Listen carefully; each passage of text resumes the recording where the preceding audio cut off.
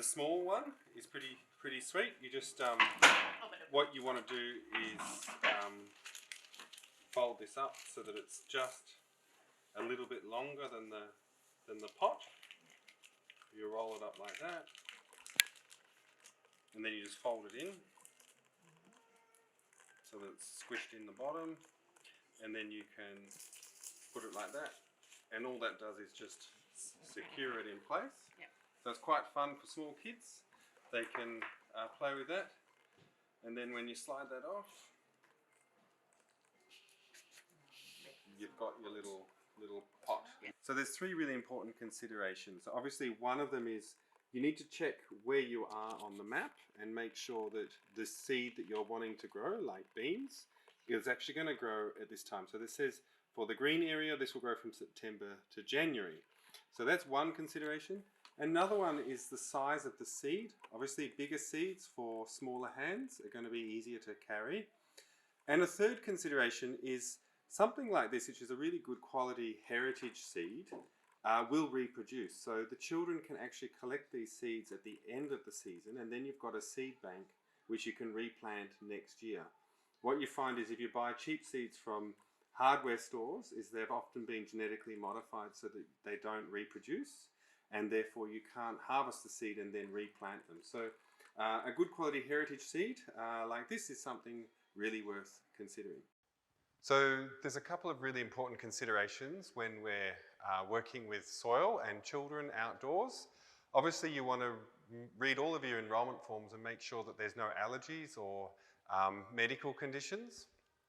And safety is a priority. So particularly we want to be using a high-grade potting mix, something that we can use for seeds or for cuttings, and it often has fertilizers and manures and things like that in there. So get yourself some gloves, some small gloves for your children, and we're going to wear a mask. We don't want to be inhaling any of the spores or the fungus that might be in the soil.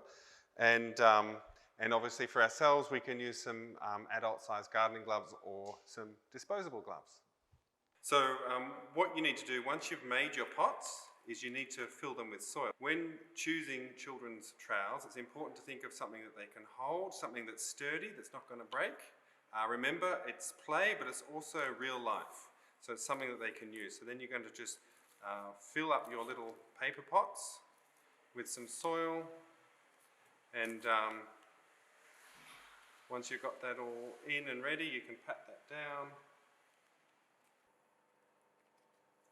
Now we want to find our seeds. Remember, we're choosing seeds which are nice and big so that children can pick them up, and also we're checking that we can grow them in our climate, and we're choosing a nice heritage seed, something that we can harvest the seeds from and replant next year. So we've got our little seeds in here, and we're taking out one bean at a time. And so we can very easily just poke that in there, push it down, and say a little prayer, and you give it a water. Now obviously you don't want to water it with a watering can or with a hose because it'll just all wash away. So you find yourself a little spray bottle like this, and turn it down to a spray, and then you just give it a bit of a spray. So obviously we don't want to forget who planted these beautiful little plants.